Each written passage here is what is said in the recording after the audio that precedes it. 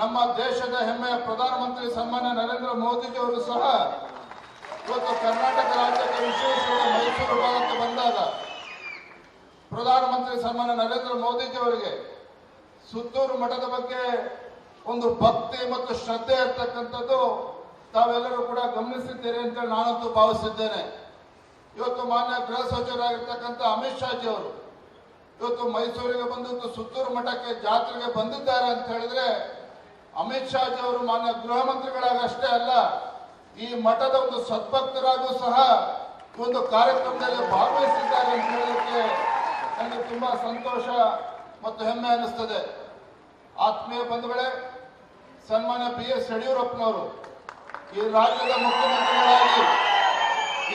ಮುಖ್ಯಮಂತ್ರಿಗಳಾಗಿ 4 ಬಾರಿ ರಾಜ್ಯದ ಮುಖ್ಯಮಂತ್ರಿ ಆಗಿ ಈ ನಾಡಿನ ಈ ಜನರ ಸೇವೆಯನ್ನು ಮಾಡೋದಕ್ಕೆ ಅವಕಾಶ ಸಿಕ್ಕಿದೆ ಅಂತ ಹೇಳಿದ್ರೆ ಅವರಿಗೆ ಮಾರ್ಗದರ್ಶನವನ್ನು ಕೊಟ್ಟಿರ್ತಕ್ಕಂಥದ್ದು ಅಂದಿನ ನಡೆದಾಡುವ ದೇವರು ಪರಮ ಪೂಜ್ಯ ಸಿದ್ಧಗಂಗೆಯ ಶಿವಕುಮಾರ ಮಹಾಸ್ವಾಮೀಜಿಗಳು. ಅದರ ಜೊತೆಗೆ ಸನ್ಮಾನ್ಯ ಯಡಿಯೂರಪ್ಪನವರಿಗೆ ಸದಾ ಮಾರ್ಗದರ್ಶನವನ್ನು ನೀಡಿಕೊಂಡು ಬಂದು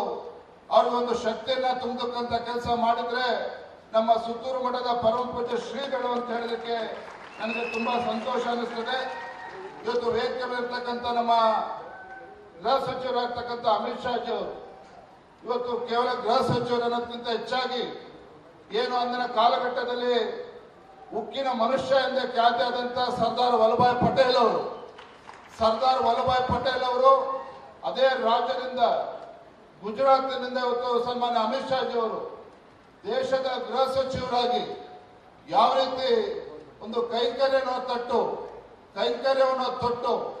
ಇವತ್ತು ದೇಶದ ಜ್ವಲಂತ ಸಮಸ್ಯೆಗಳಿಗೆ ಉತ್ತರವನ್ನ ಕಂಡುಕೊಳ್ತಕ್ಕಂಥ ಕೆಲಸ ಸನ್ಮಾನ್ಯ ಅಮಿತ್ ಶಾಜಿ ಅವರ ನೇತೃತ್ವದಲ್ಲಿ ಆಗ್ತಾ ಇರ್ತಕ್ಕಂಥದ್ದು. ಸನ್ಮಾನ್ಯ ಹೆಮ್ಮೆಯ ಪ್ರಧಾನಮಂತ್ರಿ ನರೇಂದ್ರ ಮೋದಿಜಿಯವರ ನೇತೃತ್ವದಲ್ಲಿ ಏನು ನಮ್ಮ ಕಾಶ್ಮೀರದ ಒಂದು ಮುಕುಟ ಅಂತ ಹೇಳಿ ನಾವೇನು ಭಾವಿಸ್ತಾ ಇದ್ವಿ,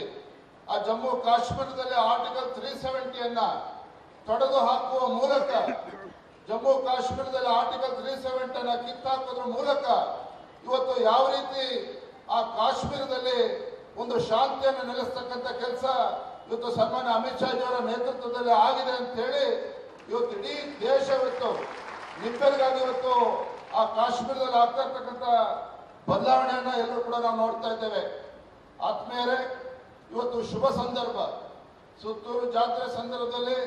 ನಮ್ಮ ಮಾನ್ಯ ಗೃಹ ಸಚಿವರು ಅಮಿತ್ ಶಾಜಿ ಅವರು ನಾನು ಸುತ್ತೂರಿಗೆ ಭೇಟಿಯನ್ನು ಕೊಡಲೇಬೇಕು, ಇವತ್ತು ಸುತ್ತೂರಿಗೆ ಭೇಟಿಯನ್ನು ಕೊಡೋದ್ರ ಮುಖೇನ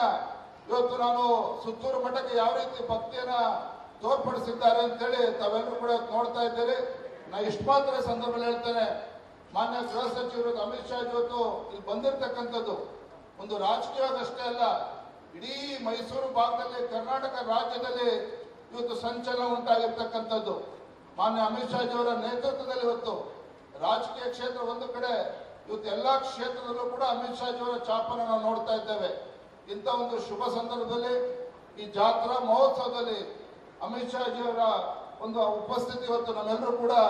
ತುಂಬಾ ಸಂತೋಷನ ತಂದುಕೊಟ್ಟಿದೆ ಅಂತ ಹೇಳ್ತಾ,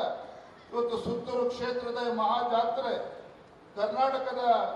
ಎಲ್ಲ ಭಾಗಗಳಲ್ಲಿಯೂ ಕೂಡ ಇಂದು ನಡೀತಾ ಇರ್ತಕ್ಕಂಥ ಎಲ್ಲ ಜಾತ್ರೆಗಳಿಗೂ ಕೂಡ ಒಂದು ಪ್ರೇರಣೆ ಪಡೆಯುವಂತಾಗಲಿ ಅಂತ ಹೇಳಿ ಸಂದರ್ಭ ನಾನು ಹಾರೈಸ್ತಾ, ಪರಮ ಪೂಜ್ಯ ಸುತ್ತೂರು ಶ್ರೀಗಳು ಇವತ್ತು ಅವರ ಒಂದು ಪ್ರಾರ್ಥನೆಯಿಂದ ಒಂದು ಆಶೀರ್ವಾದದಿಂದ ಬರ ದಿನಗಳಲ್ಲಿ ಇವತ್ತು ಸರಿಯಾದ ಸಮಯಕ್ಕೆ ಮಳೆ ಬೆಳೆ ಆಗಿ ಈ ರಾಜ್ಯದ ರೈತರು ಇವತ್ತು ನೆಮ್ಮದಿಯಿಂದ ಸ್ವಾಭಿಮಾನದಿಂದ ಬಾಳಿ ಬದುಕತಕ್ಕಂಥ ಒಂದು ದಿನಗಳು ಮುಂದೆ ಬರಲಿ ಅಂತ ಹೇಳಿ ಸಂದರ್ಭದಲ್ಲಿ ಎಲ್ಲ ರೈತರ ಪರವಾಗಿ ನಾನು ದೇವರಲ್ಲಿ, ಭಗವಂತನಲ್ಲಿ, ಪರಮ ಪೂಜ್ಯರಲ್ಲಿ ಪ್ರಾರ್ಥನೆ ಮಾಡ್ತಾ